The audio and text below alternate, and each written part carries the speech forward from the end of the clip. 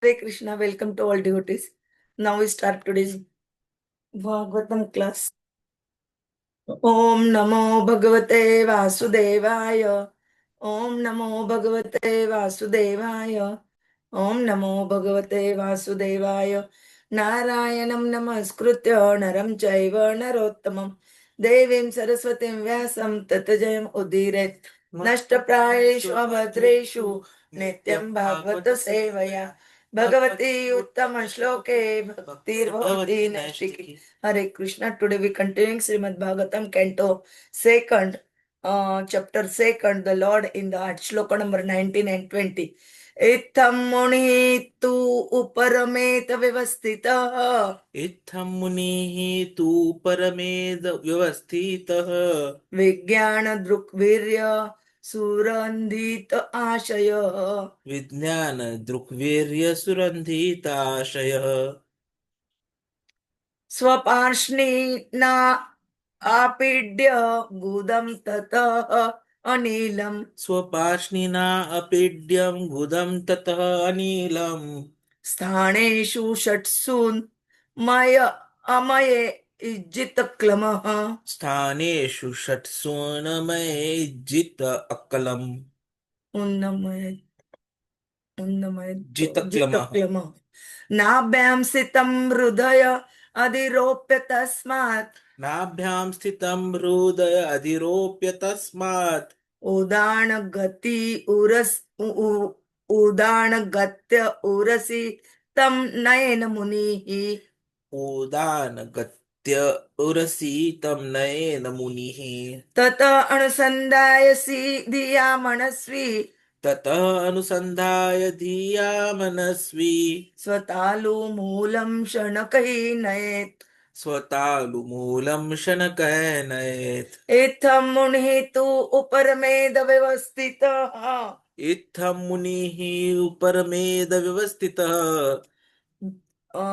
विज्ञानदृक् वीर्य सुरन्दित आशयाः विज्ञान दृक्वीर्य सुरन्धिताशयः स्वपार्ष्णिना पीड्य गुदं तत अनिलम् स्वपार्ष्णिना अपीड्यं गुदं ततः नीलम् स्थानेषु षट्सुन्मय उज्जितक्लमः स्थानेषु षट्सु उन्नमेत जितक्लमः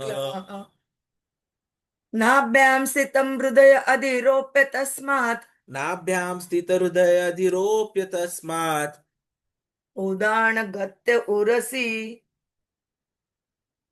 उदान उरसि तमनयेन मुनिः उदानगत्य उरसी तं नयेत मुनिः ततः अनुसन्ध्याय धिया मनस्वी ततः अनुसन्धाय धिया मनस्वी स्वतालुमूलं शनकैः नयेत् स्वतालुमूलं शनकैर्नयेत् एता मुनिः तु उपरमेद व्यवस्थितः विज्ञान दृक्वीर्य सुरन्धिताशयः स्वपार्ष्णिना पीड्य गुदं ततनिलं स्थानेषु षट्सु उन्मय उज्जितक्लमः नाभ्यां स्थितं हृदय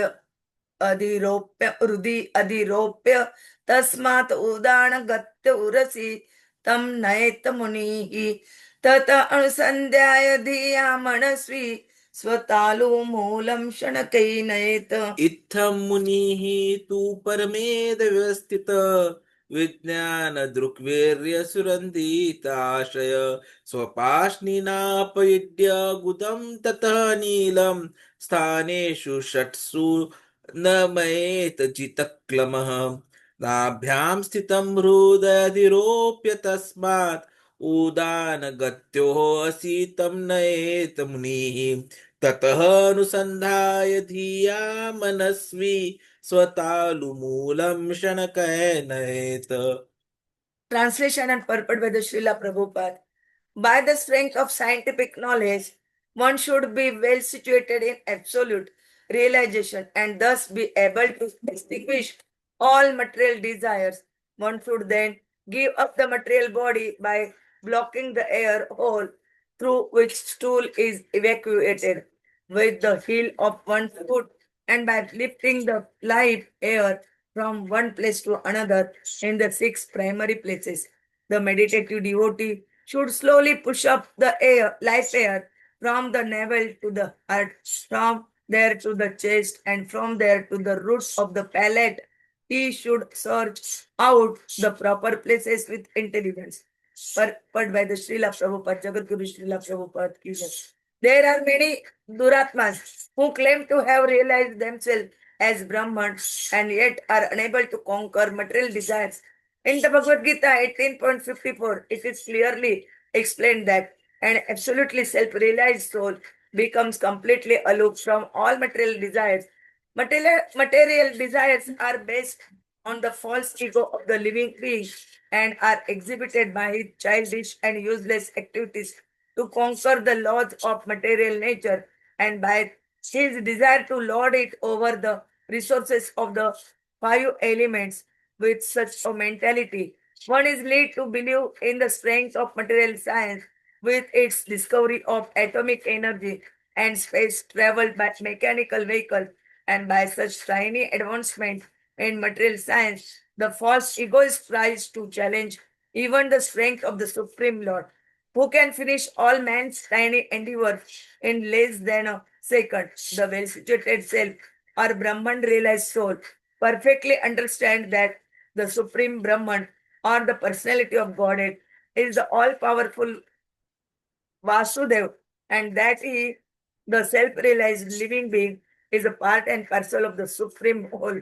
As such, his constitutional position is to cooperate with him in all respects in the transcendental relation of the serve and the servitor. Such a self-realized soul ceases to exhibit his useless activities of attempting to lord it over material nature. Being scientifically well informed, he fully engages himself in faithful devotion to the Lord. The expert yogi, who has thoroughly practiced the control of the life air by the prescribed method of the yoga system, is advised to feed the body as follows. He should plug up the evacuating hole with the heel of the foot and then progressively move the life air on and on to 6 places: the navel, abdomen, heart, chest, palate, eyebrows, and cerebral pit. Controlling the life air by the prescribed yogic process is mechanical, and the practice is more or less a physical endeavor for spiritual perfection. In olden days, such practice was very common for the transcendentalist, for the mode of life and character in those days were favorable. But in modern days, when the influence of Kali age uh, is so disturbing, practically everyone is untrained in this art of bodily exercise. Concentration of the mind is more easily attained in these days by the chanting of the holy name of the Lord. The results are more effective than those derived from the inner exercise of the life air. There are 6 circles of the movement of the life air, and the intelligent bhakti yogi should search out these places with intelligence and in a meditative mood. Among these mentioned above is the Swadhisthana Chakra, Swadhisthana Chakra, or the powerhouse of the life air. And above this, just below the abdomen and navel, is the Manipurak Chakra. When upper space is further searched out in the heart, one reaches the Anahata Chakra, and further up, when the life air is placed at the root of the palate, one reaches the Vishuddha Chakra. Om Jnana Timirandasya Jnananjana Shalakaya Chakshurunmilitam Ena Tasmai Shri Gurave Namah. धन्यमनोभीष्टं स्थापितमेन भूतले स्वयं रूप कदा वै ददाति स्वपदान्तिकं वन्देऽहं श्रीगुरो श्रीयुतपदकमलं श्रीगुरून् वैष्णवान् च श्रीरूपं साग्रजातं सगण रघुनाथान्वितं तं सजीवं साद्वैतं सावधूतं परिजनसहितं कृष्ण चैतन्य देवम् श्री राधा कृष्ण पादान गणललिता श्री विशाखान्वितांच नमो ओम विष्णुपादाय कृष्णप्रेष्ठाय भूतले श्रीमते भक्ति वेदांत स्वामिनिति नामिने नमस्ते सरस्वते देवे गौरवाणी प्रचारिणे निर्विशेष शून्यवादी पाश्चात्य देशकारिणे पाश्चात्य च कृपा सिन्धुभ्य एव च पतितानां पावनेभ्यो वैष्णवेभ्यो नमो नमः।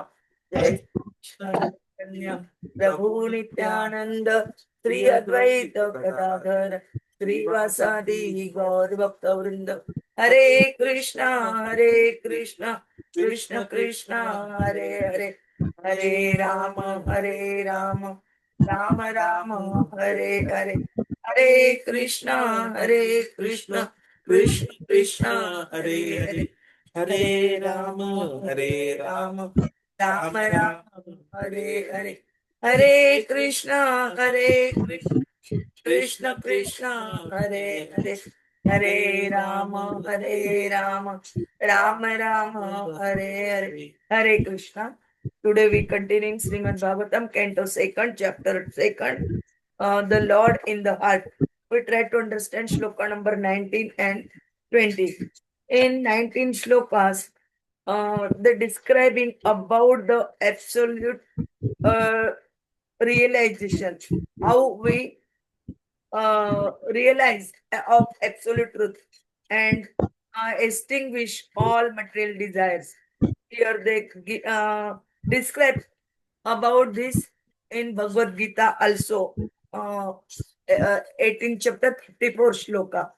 ब्रह्मभूत प्रसन्न आत्मा न शोचति न कांक्षति सम सर्वेषु भूतेषु मद्भक्तिं लभते परम. Equally like this, again one shloka in 12th chapter also, 17 number shloka. यः न रुष्यति न द्वेष्टि न शोचति न कांक्षति शुभ अशुभ परित्यागी भक्तिमान् यः स मे प्रियः. This is the quality of the person who is very dear to Krishna. Swayam Krishna is told, na rushyati, na dveshti, na shochati, na kankshati. And what these are described in two shlokas, Prabhuji will tell us in detail nicely. Hare Hare Krishna. Krishna, Hare Krishna, Krishna Krishna, Hare Hare, Hare Ram, Ram Ram, Hare Hare. So what we are seeing is a description of the process of quitting the body and scientific realization of the self. Because the very first shloka translation which Prabhupada ji is by the strength of scientific knowledge. So it's not that this is something philosophical or something which is just mythological. All that we are reading is scientific. And as we have been discussing previously as well, whatever we are going to be seeing in Srimad Bhagavatam is deep diving to a concept which has already been initiated, started to be explained to us previously in the earlier chapters. Now, even here, what we are seeing is something which we have already studied previously. So, if you remember the chapter number 13 of Canto 1, where we were talking about Dhritarashtra living. Now, that was the first time the concept of meditation and how one should live the body in the method of meditation is being explained. Now, what Bhishma Dev did was perfection personified. But what we are talking about is for those who are the beginners. So there, Dhritarashtra's living of the body was explained in the shlokas, which was very, very wonderfully. That, first of all, he did the Sapta Shrota, and then he started beginning Ashtanga Yoga, bathing 3 times, Agnihotra Yajna, drinking only water, control the mind and senses, became free from familial affection. Then he controlled the sitting posture, so yogic asanas, he controlled the breathing process. So all the senses were forwarded towards Krishna, and he became immune to the contaminations of modes of material nature. And then amalgamated pure identity with intelligence, merged with supreme being, with knowledge of qualitative oneness, being freed from blocked sky, he then rose up to the spiritual sky, suspended all actions of senses from outside, but impervious to the interaction of senses, and after renouncing everything, became immovably established beyond all sources of hindrances. And then he turned his body to ashes because of the fire of the mystic strength which he had accumulated.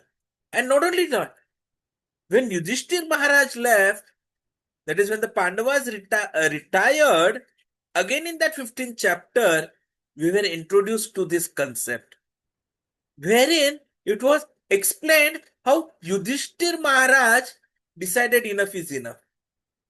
So what he did is, he did the Prajapatya sacrifice and placed himself in the fire for quitting household life. He relinquished garments, royal order, became disinterested.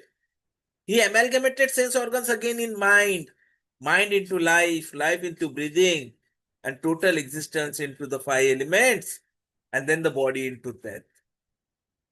And thus he became free from material conceptions. And annihilating the gross body, he then merged into nescience, absorbed that nescience into self, which is inexhaustible. So then he moved to the knots, and then that is how he took complete meditation. And that is how he left the book. Now, same concept is being explained in further details here. That it all starts that we should be first extinguishing material desires. And once those material desires are gone, bye bye, then give up the material body. So now how to give up the material body, that is also told. So air hole, that is the rectum that is being talked about, anus. So that is to be blocked. And how to block it? By the heel of the foot. So it means that you have to sit like this, and then by the heel you are blocking the anus. So whatever is the life here, you start moving it up in the chakras, the six primary places. So from navel to heart to chest to the root of the palate, and then he keeps on searching the places. So all the chakras have to be traversed slowly, steadily, is what is being explained. So what we are seeing here is a differentiation which Prabhupada is trying to make us understand between true self-realization and impersonal Brahman realization. Because the durātmās means misguided souls. They claim Brahman realization, but retain material desires. And as Mataji said, that if one is transcendentally situated, he realizes that Supreme Brahman and becomes fully joyful. And then he never laments or desires to have anything. So that is true self-realization. Material desires, they all come from false ego. They come from illusion, moh. And desire to lord over material nature is actually childish. Because they oppose the real knowledge. They oppose the constitutional position of the soul.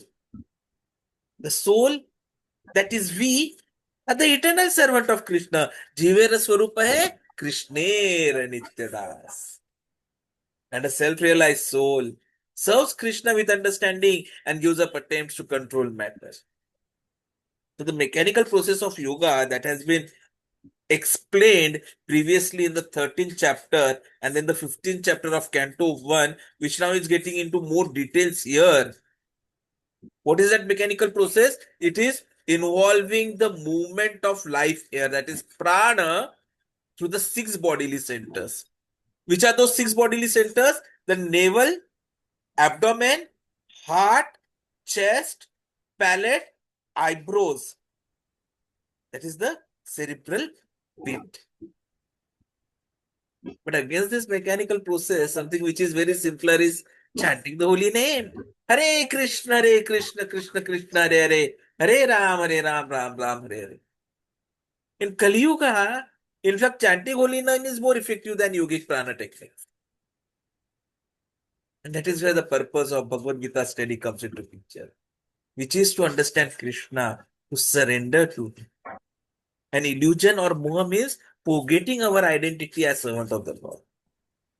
So what we are left behind with illusory identity, vis-a-vis the constitutional identity. Illusion is identifying with the body. Oh, I am so and so, so and so, so and so. Well, the real identity is I am soul servant of God. So vibration or the Brahmabhuta stage is detachment from loss or gain, joy or sorrow. Where we see everyone equally, whether it is stone or gold, it is the same. Where we are full of joy, free from lamentation and desire. That is why this cancel culture, na, that is to be avoided.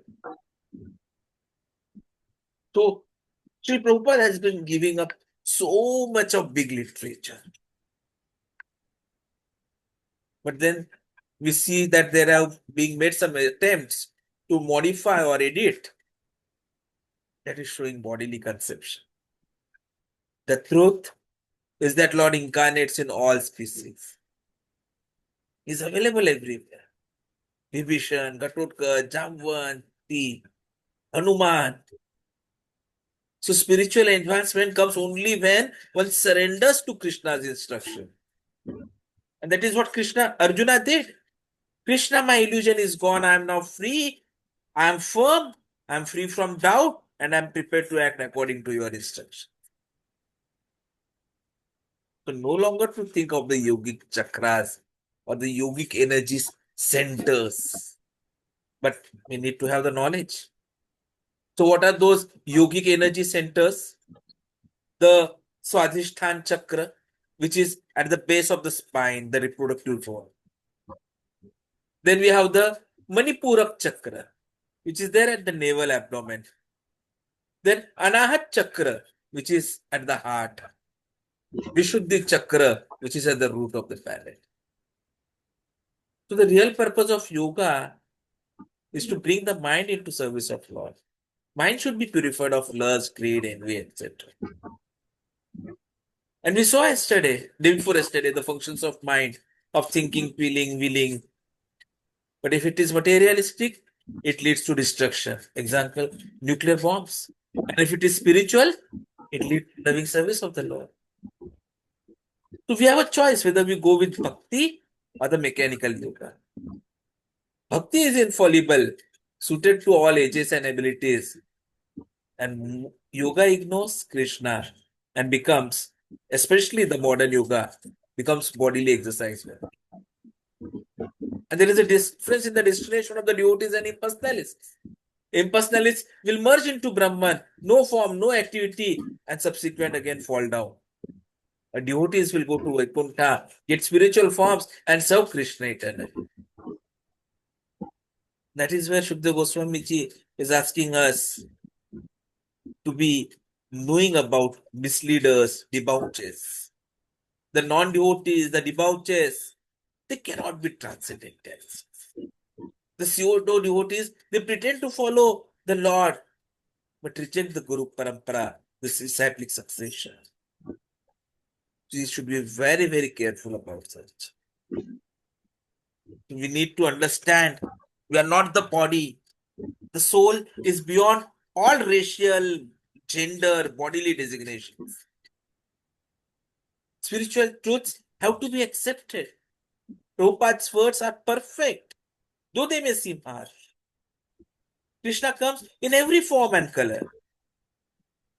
Real identity is based on devotional qualities, not bodily designation. And so many scriptural evidences Prabhupada ji gives in the purport, and then even Maharaj speaks. Brahmabhut Prasannatma, as Mataji said, or wherein Krishna says, Nashto, that his illusion is gone. Or what we studied in the third chapter, 33rd shloka in first canto, that liberation means recognizing the soul and the Lord beyond material coverings. How It is important that we have purification of the desires before deeper meditation on the Lord's form, which we saw in the 12th shloka of this chapter only. How in the 16th and the 18th shloka we understood that the yoga's goal is finally bhakti. And so impersonalist remains sparks, Mayavidis create confusion. Or how in the subsequent shlokas we are going to see that only devotees can see the spiritual world and enter Vaikuntha. There are action points for us today. One, we have to keep on chanting the holy name. Because chanting of the Hare Krishna mantra has to become the primary activity of our life. Because this is the only thing which can help in controlling the mind and attaining purification in Kali-yuga. Secondly, please reject false ego and illusion. And for that, we need to study the scriptures regularly to identify, overcome the illusion of being the master and accept our true identity as servant. Thirdly, we have to be aware of Mayavad and phony gurus. Avoid speculative philosophies that dilute the teachings of bhakti or some who claim oneness with God. Fourth, pursue bhakti, the supreme activity, supreme objective, the supreme yoga. All the efforts have to be directed for devotional service. Because even true yoga culminates in bhakti, not just physical or breath control. Next is we should develop vairagya, detachment. Practice simplifying life, especially reducing dependence on sense enjoyment and entertainment. One of the things which have recently been started is our mapping in the mobile. Because right now, mobile is the most difficult aspect which creates hurdles. So now, timely usage of mobile is being done. 1 hour use, 1 hour shutdown. To develop detachment for something which seems impossible. Next is approach Srimad Bhagavatam gradually. Don't jump to the further cantos. Deeply understand the first cantos first to develop pure heart and genuine eagerness for Krishna's pastimes. Understand real purification. Recognize that purification, especially from lust, is progressive and essential. See, before serious meditation on higher limbs of the Lord. The last two are knowing Krishna factually. And for that, study Bhagavad Gita or Bhagavatam regularly to come to the stage where we surrender fully to his instruction. Listen to the old lectures which are there on the YouTube. Preach with clarity and conviction. Present the spiritual path based on Shastra, not emotional reactions. And serve under the guidance of Guru and Sadhu. You have to take spiritual steps only under proper authority and sadhana, avoiding shortcuts or the sahajiya tendencies. That is very, very important. And then that would enable us to be suitable to seek permission to go back home, back to Godhead.